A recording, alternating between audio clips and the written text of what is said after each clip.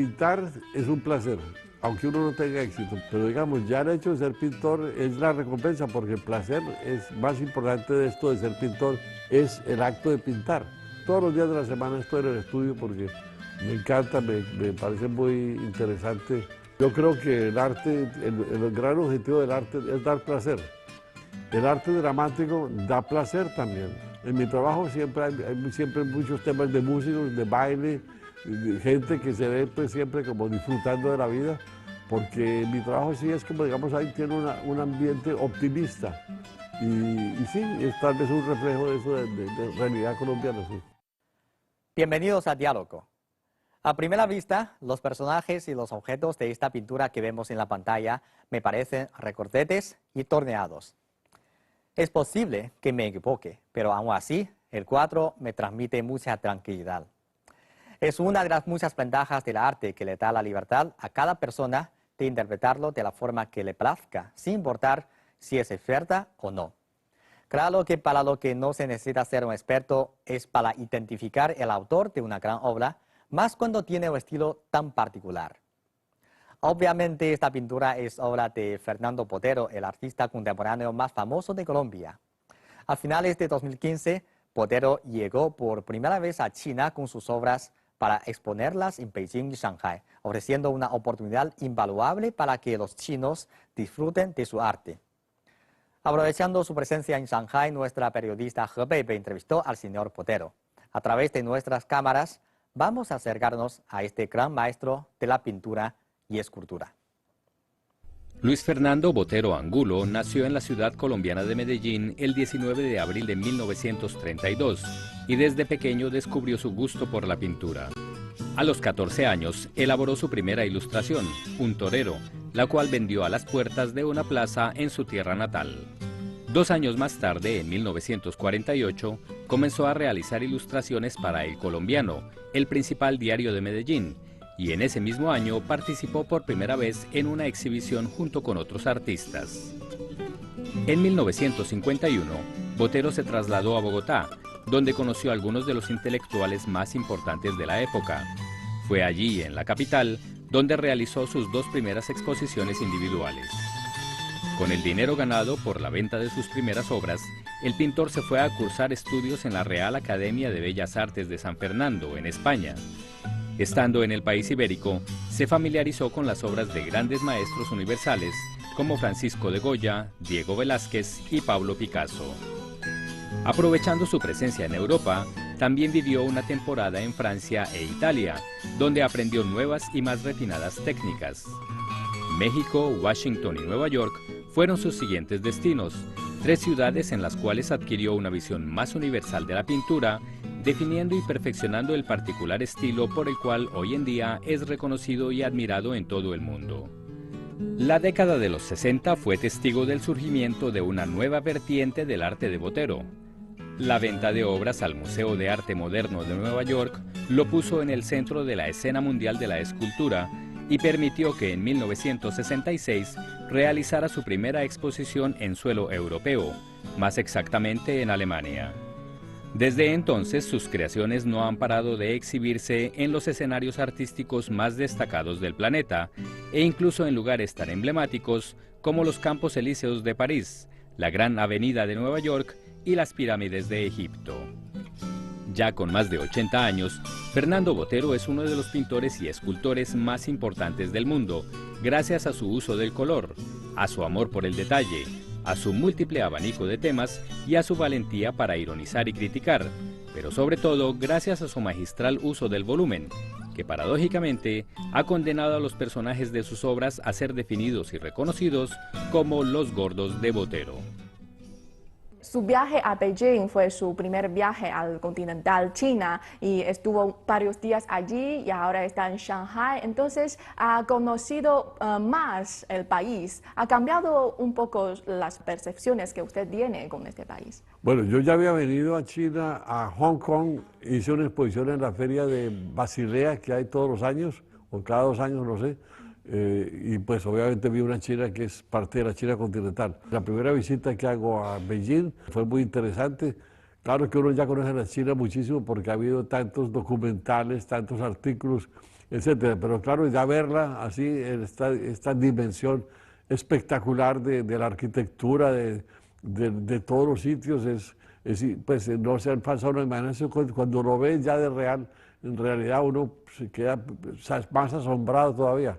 Pero claro que uno ya está preparado por mucha información que tiene sobre la China, pero es decir, estamos deslumbrados por la energía, por la belleza del sitio, estamos encantados de la limpieza de esta ciudad, es formidable, una ciudad así que no tiene grafitis, que no tiene papeles en el suelo, que es realmente fantástico, estamos muy impresionados en la energía de la ciudad. ¿Y usted tiene planes de hacer una serie inspirada por China? Bueno, no, la verdad es que yo tengo siempre en mi imaginación a Colombia. Yo, por ejemplo, viví 14 años en Nueva York y nunca pinté un tema norteamericano. Y viví 40 años en París y tampoco pinté un paisaje francés ni una escena francesa de nada. Entonces, que no, mi pintura es una reconstrucción de un mundo que conocí de niño y de adolescente, y eso es que existe todavía en los pequeños pueblos de Colombia, pero no voy registrando, no como una crónica de viaje, no, es otra cosa. Como la embajadora también dijo que Colombia está dentro de sus obras, Botero es Colombia. Exacto, es decir, hay una conexión muy grande entre Colombia y mi trabajo.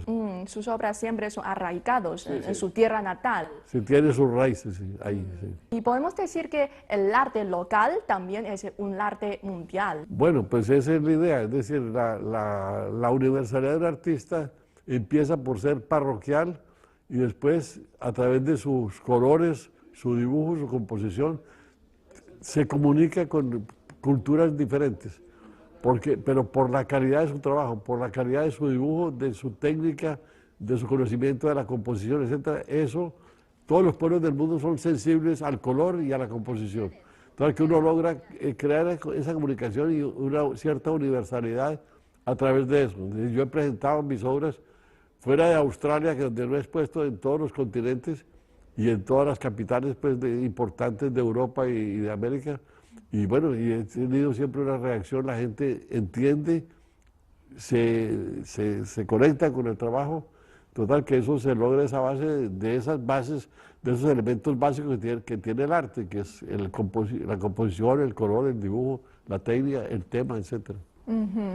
Y hablando en eso, según mi punto de vista, me parece que los colombianos o los de paisa son muy extrovertidos, jovial, muy interesantes, o sea, tienen un carácter así muy alegre. Muy festivo. Sí, muy festivo. En sus obras también veo estos caracteres. Sí, la verdad es que hay un aspecto, digamos, muy alegre, muy festivo en Latinoamérica en general. Una cosa interesante es que Colombia parece que la gente han hecho una encuesta y parece que la gente más feliz del mundo son los colombianos. Exacto. Y a uno le sorprende porque es un país pobre relativamente, que tiene problemas de violencia con la guerrilla y con el crimen común, criminalidad común. Sin embargo, la gente adora su país y disfrutan y les parece increíble ser colombianos y vivir allá, lo cual es una maravilla. Entonces, claro, en mi trabajo siempre hay siempre muchos temas de músicos, de baile, de gente que se ve pues, siempre como disfrutando de la vida, porque mi trabajo sí es como, digamos, ahí tiene un ambiente optimista. Y sí, es tal vez un reflejo de eso, de realidad colombiana, sí. Por eso cuando uno ve sus obras siempre se siente feliz, se siente bien. Bueno, yo creo que el arte, el gran objetivo del arte es dar placer y como que es su función principal. Y bueno, pues por lo menos ha sido siempre así. Y hoy en día no hay ciertos movimientos que al contrario, que consideran sospechoso dar placer, pero el arte siempre dio placer. Pero por otro lado, usted también dibujó temas críticas, sí, un poco tristes. Sí, pero lo que pasa es que el arte dramático da placer también. Es decir, cuando yo miro la crucifixión de Grunewald o miro un cuadro de Bacon, por ejemplo, dramático, pues, pero me da placer ver una obra que tiene un estilo tan personal, un color muchas veces maravilloso, total que Bueno, eso me produce placer. Es otro tipo de placer, como que uno ve una comedia de teatro o ve un drama de teatro, pues son dos placeres distintos. El uno te hace reír, el otro te hace llorar, pero o te hace pensar. Y bueno, pues es otro placer, pero es placer. O sea, en ese sentido, la meta final para el arte es dar placer a la gente. Bueno, pues sí, debo decir que sí. Okay. Si uno, por ejemplo, siempre yo cito, uno nunca ve en los cuadros impresionistas, nunca ve uno drama, siempre hay un aspecto como optimista. Y en esa época tenían graves guerras en Francia y tenían problemas personales, muertos, enfermos, etcétera, y nunca los impresionistas mostraron nunca un aspecto triste o negativo de la vida. Y hicieron millones de cuadros. Sí, es verdad.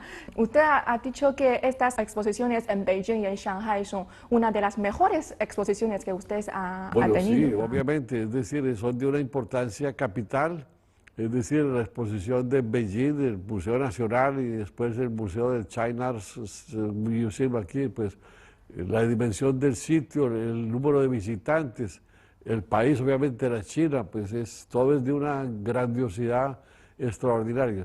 Hablamos sobre la exposición en Shanghai. Esta vez, la mayor diferencia es que esta vez vienen las esculturas también. Creo que una diferencia a las pinturas es que la gente puede interactuar con ellos, ¿no? Puede tocar e incluso sentirlas. Para el artista ver que el público toca la escultura es un placer, porque en el fondo hay una especie de comunicación que no se logra en los museos, ¿sí?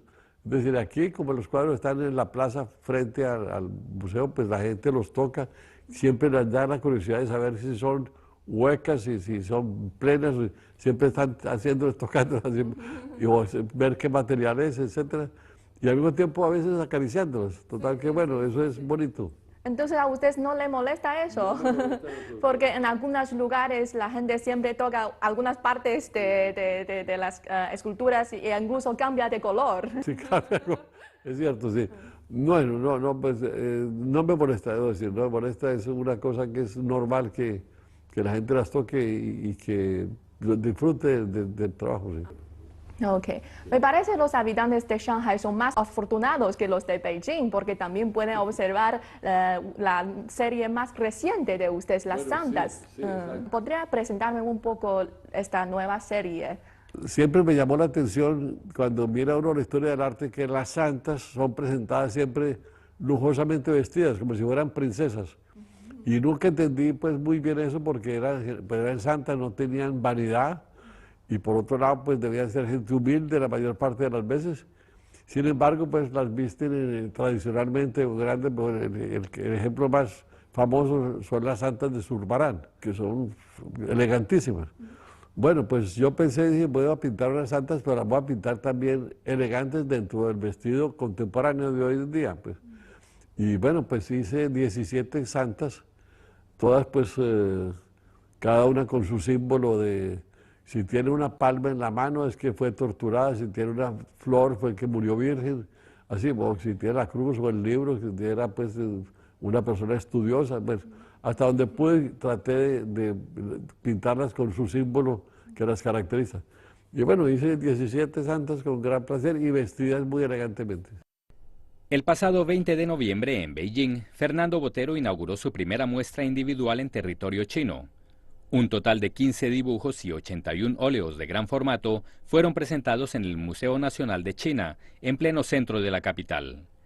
La exposición, llamada simplemente Botero en China, estuvo allí 45 días y en enero se trasladó al Museo de Arte de China, en Shanghai, que se encuentra en el que fue el pabellón del país asiático en la Exposición Universal de 2010. En la Perla del Oriente, el maestro colombiano no solo exhibe más obras, sino que también presenta ante el público chino 9 de sus monumentales esculturas, piezas que adornarán el paisaje shanghainés hasta el próximo 8 de mayo. Decenas de miles de aficionados chinos al arte, provenientes de todo el país, han visitado las muestras, aprovechando esta oportunidad única para entrar en contacto directo con la obra de uno de los exponentes más destacados de las artes plásticas latinoamericanas. 我觉得能这么集中的看到波特罗本人的作品是很难得的一件事情。然后之前都是在画册上看，然后这次看到他原作才发现他的作品颜色非常的漂亮，就是很像文艺复兴时期大师的那种很透明的颜色。所以这种感觉是在画册里面体现不出来的，非要看到原作才能够感受到。10-20年前，那就了解他，那么也很喜欢他的东西。在国外的博物馆呢，那也看到过少量的原作，但是今天看到了这么多，觉得还是有一种温暖的幸福感。怎么说呢？就说他的作品，就是它是一种饱满的，生活化的、接地气的，带着一种喜感的。而说呢，他的这种能量、这种热情特别满满。那我个人的话，我是比较喜欢他对色彩的一个把控力，并且他的人物就是圆滚滚的嘛，然后让我们都有一种感觉，就是非常有亲和力。然后他的画让我感觉很轻松，即使是涉及到一些就是比较残忍，或者说是跟战争有关一些题材的话，你还是会比较放松的去对待这个画面，因为它整个给你的感觉是非常怎么说有童趣，然后色彩丰富。然后又是有他自己的独特的一个视角在里边。其实以前就一直都是在画册上看波特的画，然后亲眼看到之后就觉得非常激动，因为其实我们对波特在之前的理解嘛，就很多都局限在他的人物可能比较胖，或者说人物的一些比例大跟小，然后亲眼看到之后，你可以感受到更多的东西，他对中国名画的改编、变奏，还有很多一些思想性的东西，这是在画册上可能很难去体会到的。Me ha contado que usted dibuja como 5 a 6 horas diariamente. Bueno, sí, no, yo trabajo, pues, dibujo y pinto, pues, digamos, básicamente pinto. Lo que pasa es que, sí, es decir, hoy en día trabajo un poco menos porque me canso un poco de estar, porque hay que trabajar de pie, no sé trabajar sentado. Siempre trabajo de pie porque necesito un gesto más suelto, más amplio cuando trabajo. Bueno, hoy en día trabajo 2 o 3 horas por la mañana y 2 horas por la tarde y listo. Pero el resto del tiempo estoy mirando cuadros en el internet, mirando libros, pues siempre estoy o leyendo sobre pintura o, bueno, en todo caso estoy 8 horas en el estudio, pero ya no tantas horas de pie, porque me canso ya, con la edad me canso poco. Pero bueno, es un trabajo muy fuerte, que es todos los días, porque también los sábados y domingos también, todos los días de la semana estoy en el estudio porque me encanta, me parece muy interesante todo lo que tenga que ver con el arte y siempre tengo una curiosidad de ver cómo se solucionan ciertos problemas de pintura que hay que estudiarlos y por eso nunca me canso de trabajar porque siempre estoy con una inquietud de algo que quiero solucionar. Siempre hay inspiraciones nuevas, ideas nuevas. Siempre, exacto. Sí. Mientras pinto, se me ocurren cosas y siempre mantengo un sketchbook, un cuaderno acerca donde y entonces de pronto se viene una idea de una composición y hago un pequeño boceto, lo hago muy rápido, en 2 minutos o 3 minutos y después sigo pintando, pero sí, mientras trabajo estoy teniendo ideas todo el tiempo de cosas que quisiera hacer, sí. Pero lo que pasa es que uno cuando hace ese pequeño boceto, esa es la base de la nueva obra, pero uno conoce, ese boceto es, digamos, el 20% de la obra. Y después pintando hay que inventar el 80%, es decir, hay como la semilla, como el punto de partida, pero no es de la obra completa, entonces hay que inventarla después. El color, los elementos alrededor del... Uno tiene como el tema central, pero el resto hay que inventarlo mientras pinta. Creo que estas chispas del arte, el placer que el arte le da a usted también es como su secreto de una larga vida tan saludable, de mucha salud. Digamos, sí. Me siento muy privilegiado de ser pintor, de haber dedicado mi vida a esto. Me parece una actividad, pues no creo que haya una actividad más agradable que pintar. Es decir, bueno, me siento muy afortunado de haber dedicado mi vida a eso, sí. Pero también, antes de ser tan éxito, digamos, el camino hacia el arte siempre ha sido difícil. Bueno, lo que pasa es que pintar es un placer, aunque uno no tenga éxito. Por eso no hay pintores que se retiren. Uno ve a algunos pintores que no tienen éxito, trabajan toda la vida. Es decir, ya el hecho de pintar es la recompensa pero además si uno logra tener éxito y dinero, etcétera, pues ya eso es fantástico. Pero digamos, ya el hecho de ser pintor es la recompensa, porque el placer es más importante de esto de ser pintor, es el acto de pintar. Es decir, tan exciting, tan maravilloso pues el pintar, que ya uno ya le pagaron con eso. Pero después si ya tiene éxito, pues qué maravilla. Aunque no hay dinero, pero uno ya se siente remunerado, ¿no? Bueno, sí, exacto, aunque no haya dinero. Bueno, yo muchos años trabajé sin tener éxito, pero muchos, 15 o 20 años sin tener éxito, y sin embargo disfrutaba la pintura y pues bueno, seguí trabajando apenas ganando pues para subsistir, pero bueno, pero no importa, porque es pintar, es hacer arte, es maravilloso. Y sobre todo viniendo de una ciudad donde no había ninguna actividad artística, ni museos, ni galerías. Cuando yo empecé a pintar, pues no había ninguna esperanza, pero ninguna, de que uno pudiera tener éxito ni nada. Sin embargo, yo decidí ser pintor porque me producía tal placer pintar, que yo dije, voy a dedicarme a esto que me da tanto placer. Y después, mi sorpresa fue que tuve éxito más tarde, pero cuando empecé era sin esperanza, pues. Muchos jóvenes artistas al principio siempre encuentran dificultades, obstáculos y ya quieren dejar el arte. Si no, hay que ser muy persistente. Sus consejos para los jóvenes artistas. Bueno, que no hay que abandonar, que hay que seguir al pie del cañón, como se dice, estar firme ahí, seguir trabajando, porque lo que dije antes, la gran recompensa de ser artista es hacer arte. Eso es la gran recompensa y uno se debe sentir pagado de tener el privilegio de pintar. Y después, si lentamente, pues vendrá un éxito o no llegará nunca, pero bueno, de todas maneras se está pintando. Entonces, que bueno, ya eso es una maravilla. He visto un video como documental de su carrera artística y hay una cosa que me ha llamado mucha atención, es que cuando usted pintó una boca de una bandola y usted descubrió que puedes hacerlo más pequeño.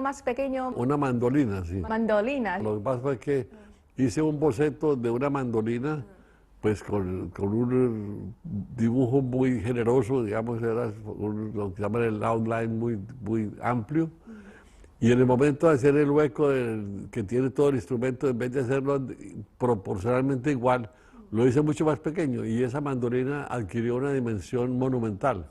Y entonces ese fue el punto de partida de mi búsqueda de expresar el volumen en una forma diferente. Entonces, porque generalmente la gente que hace el volumen hace todo volumétrico.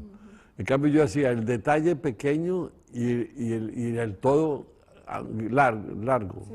Por ejemplo, una persona tiene ojos pequeños. Exacto, y entonces ese contraste entre el pequeño detalle, como decía la nariz, la boca, los ojos, etcétera, y el outline o digamos, el dibujo exterior, digamos, pues ese contraste, pues había una monumentalidad que encontré en eso, que se volvió característica. ¿Y cómo fue ese momento cuando esta inspiración llega a usted? No es una cosa de inspiración, más bien es un momento de reconocer, digamos. Es muy importante, cuando uno hace algo, de reconocer que había algo ahí, una posibilidad. Es decir, llegó casi que sin esperarlo, ese dibujo lo hice prácticamente como casi casualmente sin darme cuenta, pero reconocí que había sucedido algo en mi trabajo, que había encontrado cierta posibilidad de expresarme de una forma personal, expresar ese volumen. Haberlo reconocido pues fue una muestra de talento. Bueno, en el arte es siempre así, es decir, a veces se hacen cosas que hay que reconocerlas para incorporarlas al trabajo, pero pues esa cosa casual sucede, pero hay que reconocerla. Sí. Es como un descubrimiento importante. Inesperadamente llega, pero también después de mucho trabajo. Inesperadamente llega, pero hay que reconocerlo. Y luego mantiene este estilo en su carrera artística. Lo que pasa es que, claro, yo creo mucho que, bueno, todos los pintores que ya vieron la historia del arte han tenido un estilo, porque tienen una convicción muy fuerte sobre lo que debe ser el arte. Entonces, al tener una convicción, tiene un estilo que es toda la vida. Y bueno, pues siempre digo, Botticelli hizo Botticelli toda la vida. Y Vermeer hizo Vermeer y Caravaggio hizo Caravaggio toda la vida. Es decir, un estilo, una convicción, una idea. Y eso marca la producción de toda una vida. Usted también me contó ahorita que también ve Internet, lee y aprende del Internet. ¿Qué piensas sobre estas nuevas vías para mostrar el arte, la alta tecnología, el Internet? Bueno, pues yo leo los periódicos, leo, pues, vivo informado, miro mucho arte en el Internet, pero claro que yo, pues, creo que no, porque no tengo tiempo. Pero la gente joven que vive dedicada a eso y que conoce cómo usar el Internet de una forma espectacular, pues bueno, eso abre unas posibilidades culturales enormes. Yo soy de otra generación, me cuesta trabajo, pues lo poco que hago con el Internet, pues me cuesta trabajo, pues no es que juegue con el Internet, pero bueno, tengo suficiente conocimiento para comunicarme con los demás, recibir emails, escribir emails, ver arte. Cada que sé que hay algo que me interesa, pongo el nombre del artista que lo quiero, inmediatamente al frente está el cuadro en el que estoy pensando, y ya eso es fantástico. Total que bueno, pues me siento muy afortunado de haber vivido en esta época en que todo resulta tan fácil, sí. El año 2016 es el año de intercambio cultural entre Latinoamérica y China. En Latinoamérica también existen otras manifestaciones artísticas muy llamativas, de música, de cine. De teatro. Sí, también. ¿Cuáles considera usted los artistas u obras que los chinos deberían conocer? Bueno, pues digamos, pues hay artistas muy importantes en América Latina, pues bueno, primero que todo, pues están los mexicanos, Orozco, Tamayo, Rivera, pues eso, bueno, pero creo que ya se conocen acá. Bueno, y después hay en todos los países hay movimientos abstractos, sobre todo en la Argentina, en Brasil, en Uruguay está Torres García. No, sí hay artistas muy importantes que sería muy interesante que trajeran a China. Sí, bueno, como digo, los mexicanos son muy importantes, Torres García es muy importante. Bueno, en todos los países hay artistas muy representativos, sí, total que... Sí, en y después, bueno, yo no sé, no estoy muy enterado ni de la música ni del teatro, pues, pero sí sé que hay artistas muy valiosos. Sí, sí, sí. En este año los chinos conocerán más al arte de América Latina. ¿Qué piensa usted el papel que juega el arte en el intercambio entre países? Importantísimo, importantísimo. Yo pienso que eso crea una cosa de simpatía entre los pueblos que es el primer paso hacia otras cosas más serias, pues no más serias no, pero más prácticas, digamos, como decir el comercio y tal cosas, pero claro que a veces, bueno, como pasó con el tenis de mesa en la relación entre los Estados Unidos y China. Sí, claro, que con una partida de ping-pong que arregló tantas cosas.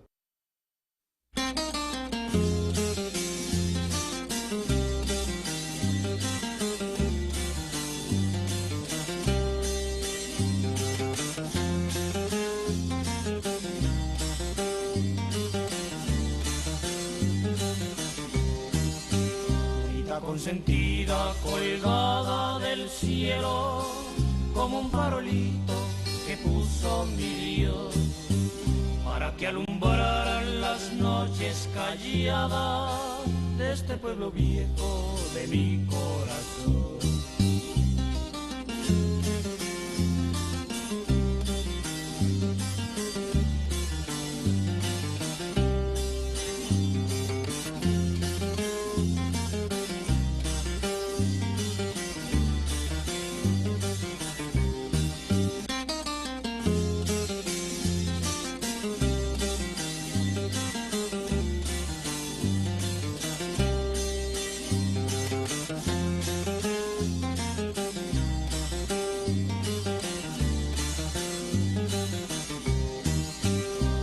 Consentida colgada del cielo como un farolito que puso mi Dios para que alumbraran las noches calladas de este pueblo viejo de mi corazón.